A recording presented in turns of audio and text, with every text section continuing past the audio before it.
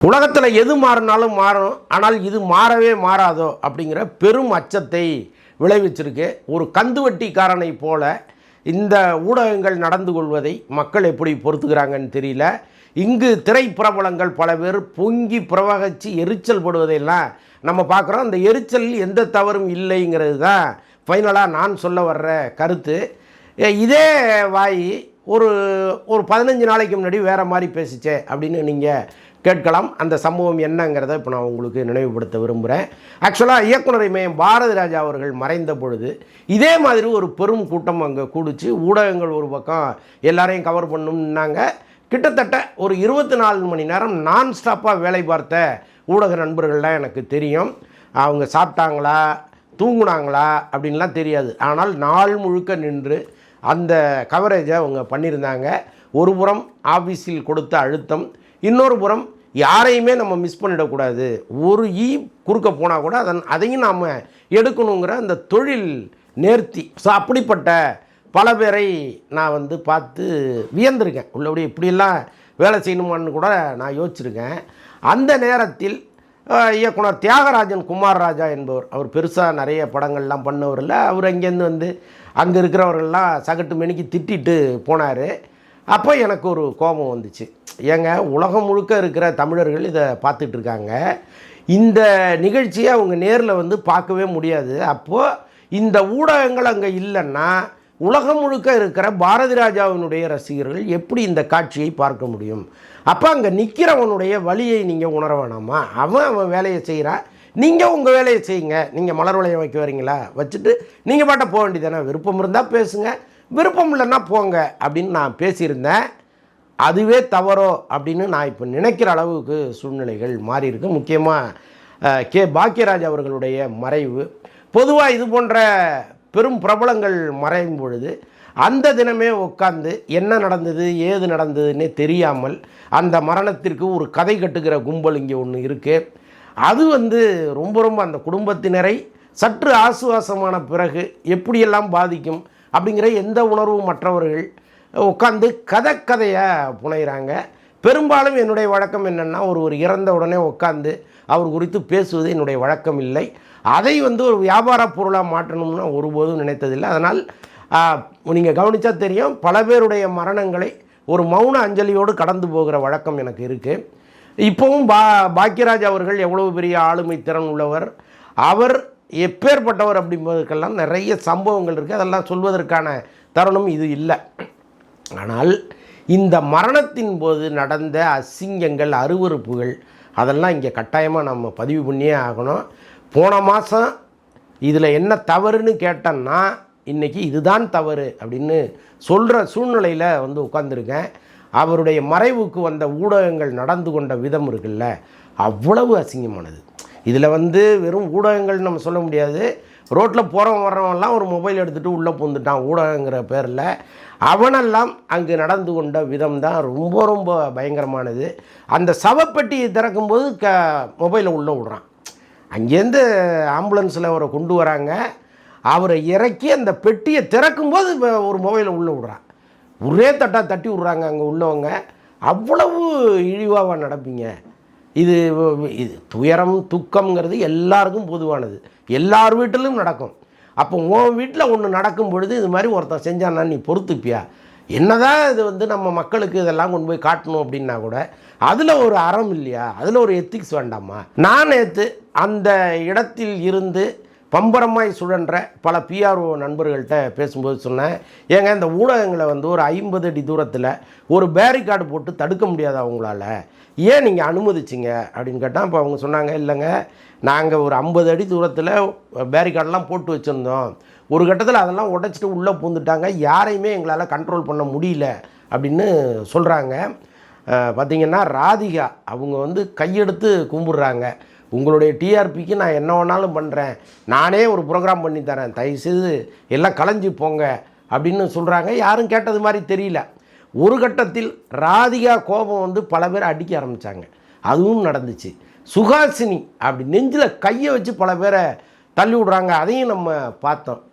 ஆனால் அங்கு வந்திருந்த பல நடிகர்கள் கொஞ்சம் அதை கண்டும் காணாமலும் இருந்தது தான் எனக்கு ரொம்ப வியப்பாக இருந்துச்சு. நான் என்ன கேட்குறேன் அப்படின்னா, இது போன்ற சம்பவங்கள் நடக்கிறது ஒரு பக்கம் விடுங்க, நீங்கள் ஒரு நிகழ்ச்சிக்கு போகும்பொழுது உங்களை சுற்றி 50 பவுன்சர்கள் வராங்கல்ல, உங்களுக்கு அது வேணும்னு கேட்குறீங்கல்ல, ஒரு பாத்ரூம் போனால் கூட என் பின்னாடி ஒரு 20 பவுன்சர் வரணும்னு நினைக்கிறீங்கல்ல, அப்போ இது போன்ற நிகழ்வுகளில் ஒரு 50 பவுன்சரை கொண்டு வந்து நிறுத்தணுங்கிற ஒரு எண்ணம் உங்களுக்கு இல்லவே இல்லையா? உங்களால் அது முடியவே முடியாத காரியமாக? நடிகர் சங்கம் இருக்குது, தயாரிப்பாளர் சங்கம் இருக்குது. இந்த சங்கங்கள் நினைத்திருந்தால் ஒரு 50 பவுன்சர்ஸை கொண்டு வந்து இறக்கியிருக்கலாம். பாருங்கள், முதலமைச்சர் விஜய் வரும்பொழுது விசில் அடிக்கிறானுங்க. விஜயை பார்த்துட்டு விசில் அடிக்கிற இடமா அது? எப்பேற்பட்ட ஒரு மனிதன் இறந்து கிடக்கிறாரு, விசில் அடிக்கிற இடமா? சரி ரைட்டு, விசில் அடிக்கிறாங்க, அவருக்கு மட்டும் பாதுகாப்பாக காவல்துறை வந்து கூட்டு போயிடுச்சுங்க. நீங்கள் வந்தவர்கிட்ட ஒரு ரிக்வஸ்ட், சார் இது மாதிரி பெரிய கலவரமாக இருக்குது, கொஞ்சம் போலீஸ்கிட்ட நீங்கள் சொல்லுங்கள். அவர்கிட்டே பேச வேண்டாங்க, சிஎம்கிட்ட பேச வேண்டாங்க. அங்கே 2 அமைச்சர்கள் வந்திருக்கிறாங்க, புஷி ஆனந்த் வந்திருக்கிறாரு, ராஜ்மோகன் வந்திருக்கிறார்.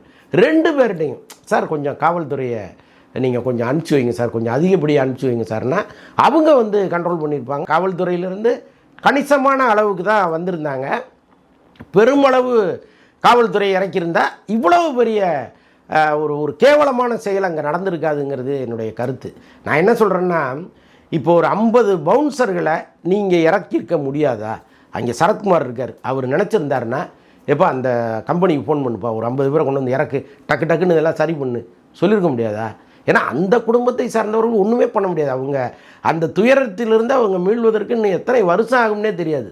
ஏன்னா ஒருவர் நோய்வாய்ப்பட்டு ஒரு 6 மாதம் 7 மாதம் பெட்டில் இருந்து இன்றைக்கா நாளைக்கான்னு ஒரு இக்கட்டான தருவாயில் இருந்து இறந்துருந்தால் அது பெருசாக கூட இருந்திருக்காது. ஆனால் காலையில் வாக்கிங் போயிட்டு வந்து உட்கார்ந்தவர் டக்குன்னு அப்படியே சரிஞ்சு இறந்து போகிறார் அப்படின்னா அந்த குடும்பம் வந்து அதை எப்படி எதிர்கொள்ளும்? இந்த துயரத்தில் அவங்க எதையுமே பார்க்க முடியாது, சுற்றி என்ன நடக்குதுன்னே அவங்களுக்கு தெரியாது. அப்படிப்பட்ட சூழ்நிலையில் அங்கு போயிருந்த சரத்குமார் போன்றவர்கள், இன்னும் பல பிரபலமான நடிகர்கள், தனுஷ் வராருங்க, தனுஷெல்லாம் போட்டு நசுக்கி, எனக்கு தெரிஞ்சு ஒரு 2-3 நாள் அவரால் எந்திரிக்கவே முடியாது. அப்படி ஒரு உடம்பு வலி அவருக்கு வந்திருக்கும். அப்படி போட்டு நசுக்கி பிச்சுட்டாங்க அவரை. அவராவது போகிற இடமெல்லாம் பவுன்சரோட தான் போகிறாரு. அவராவது ஒரு 50 பவுன்சரை, எப்பா அங்கே போய் வேலையை பாருங்கப்பா, என்ன சம்பளமோ என்கிட்ட கேளுங்க நான் கொடுத்துட்றேன் அப்படின்னு சொல்லக்கூடாதா? இப்படி யாருமே கண்டும் காணாமல் ஒவ்வொரு சாவு வீட்டிலும் இருந்தால் இது என்னவாகும்? அடையாள அட்டையோடு வருகிற ஊடகவியலாளர்களுக்கு மட்டும்தான் அங்கே இடம், மற்றவர்கள் யாருக்கும் கிடையாதுன்னு அடித்து விரட்ட வேண்டியது தானே. ஒவ்வொரு சாவு வீட்டையும் இப்படி ஒரு கொடூரமான ஒரு இடமாக மாற்றுறது, ஒரு போர்க்களமாக மாற்றுறது என்ன மனநிலைன்னே நமக்கு புரியல. இதில் வந்து இந்த கூட்டத்தில் முறையான ஊடகங்களும் சிக்கிக்கிட்டாங்கன்னு தான் நான் சொல்லுவேன். ஏன்னா அவங்களுடைய வேலை ஒரு அர்ப்பணிப்போடு அந்த உலக மக்களுக்கு இதை கொண்டு போய் சேர்க்கணுங்கிறது தான். ஆனால் அதை தாண்டி அங்கே ரொம்ப இழிவாக நடந்தவர்கள் யார்? அவர்களெல்லாம் ஊடகங்கள் தானே அப்படிங்கிற கேள்விகள்லாம் நிறையா இருக்குது. இதில் பெரிய பிரச்சனை என்னன்னா, அந்த கூல் சுரேஷுங்கிற ஒரு நபர், அவர் கூல் சுரேஷா அல்லது ஃபுல் சுரேஷான்னு எனக்கு தெரியல, அந்த ஆள் கையில் முருங்கைக்காயோடு வராங்க. ரொம்ப அப்படியே மனசு கஷ்டமாக இருந்தது பார்க்கும்போது. அந்த இறப்பை நீ வந்து உன்னுடைய விளம்பரமாக பயன்படுத்திக்கிறதுக்கு யார் நீ? எப்படி நீ அதை வந்து உன்னுடைய விளம்பரமாக பயன்படுத்திக்கலாம்? முருங்கைக்காயை தூக்கிட்டு வரேன், உன் பின்னாடி ஒரு 100 பேர் கேமரா வச்சுக்கிட்டு நிற்கிறான். கேவலமாக இருக்குது. என்ன பிறவி நீங்கள்லாம்? இன்றைக்கி காலையில் அதுக்கு விளக்கம் ஒன்று போட்டிருக்கிறார். அந்த விளக்கத்தில் கூட நான் செஞ்சது தான் சரிங்கிற டோன் தான் இருக்குது. நான் செஞ்சால் என்ன தப்பு? என்னை விமர்சிக்கிற எல்லாம் பெரிய எல்லையில் பாதுகாப்பில் இருந்தவங்களுடைய ஃபேமிலியா நீங்கள்லாம்? இந்திய சுதந்திரத்துக்காக போராடினவங்களா நீங்கள்லான்னு கேட்குறாரு. எப்படிப்பட்ட இழி பிறவிகள்லாம் இங்கே நம்ம பார்க்குறோம் பாருங்கள். ரொம்ப அவர் வந்து ஒரு படத்தை, எத்தனையோ படங்கள், அற்புதமான படங்களை கொடுத்துருக்கிறார். தொடர் வெற்றி, 8 படம் தொடர் வெற்றி. அப்படி கொடுத்த ஒருத்தர் ஒரு படத்தில் ஒரு முருங்கைக்காயை காமிச்சிட்டார், அவ்வளோதானே. அதுக்கு என்ன அவர் வாழ்நாள் முழுக்க அந்த முருங்கைக்காயை காமிச்சு எங்கே போனாலும் முருங்கைக்காய் இயக்குனர். அதை விட சொல்கிறதுக்கு எவ்வளவு இருக்குது அவருடைய படங்களில். ஒரு முருங்கைக்காய் கட்டை தூக்கிட்டு வந்து நிற்கிற நீ, வெக்கமாக இல்லை உனக்கு? அதுக்கு ஒரு விளக்கம் வேறு. இன்றைக்கி இப்படிப்பட்ட நபர்களெல்லாம் புறக்கணிக்கணும், இந்த ஊடகங்கள் வந்து புறக்கணிக்கணும். அதை விட்டுட்டு போய் நின்று நீ என்ன சொல்கிற, நீ எப்படி வர்ற அப்படின்லாம் எடுக்கிறது இருக்குல்ல, அதில் தான் இந்த ஆளுங்கள்லாம் இப்படி பண்ணுறாங்க. இல்லைன்னா இப்படி பண்ணுவதற்கு வாய்ப்பே கிடையாது. நம்ம போனால் ஒரு 50 பேர் நிற்பான் நம்மளை சுற்றி, நம்மளை வீடியோ எடுத்து உலகம் முழுக்க போட்டு காமிப்பான். அப்படிங்கிற ஒரு ஈனத்தனமான ஒரு பார்வை. அதுதான் நீங்கள் எல்லாம் புறக்கணிச்சிங்கனாலே போதும் இந்த மாதிரி ஆட்களை. ஸோ இது மாதிரி யாராவது பெரிய மனிதர்கள் இறந்தால் அடுத்த நிமிஷம் என்னாகுமோங்கிற பதட்டம் நமக்கு வருது. அந்த அளவுக்கு இன்றைக்கி சூழ்நிலையை கேவலமாக்கி விட்டாங்க. இதை தடுத்து நிறுத்துவதற்கு இங்கே இருக்கிற அமைப்புகள் முதல்ல முன் வரணும். இதை உட்காந்து பேசணும். எல்லா அமைப்புகளும் உட்காந்து பேசி இதை எப்படி சரி பண்ணுறது அப்படிங்கிற முடிவுக்கு வரணும். நீங்கள் ஒட்டு மொத்தமாக கேமராக்களையோ ஊடகங்களையோ தவிர்க்கவே முடியாது, அது அவங்களுடைய பணி. ஆனால் இதை எப்படி முறைப்படுத்துவது அப்படிங்கிறது ரொம்ப முக்கியம். இனிமேலாவது தயவுசெய்து அது பண்ணுங்கள். பல புகழ்பெற்ற இயக்குநர்களுடைய பிரபலங்களுடைய அந்த அந்த துயரமான சூழ்நிலையை வேறொன்றாய் மாறுவதற்கான சூழ்நிலையை இவங்கெல்லாம் சேர்ந்து உருவாக்குறாங்க. அது எதிர்காலத்தில் நடக்காமல் பார்த்துக்குங்க ப்ளீஸ்.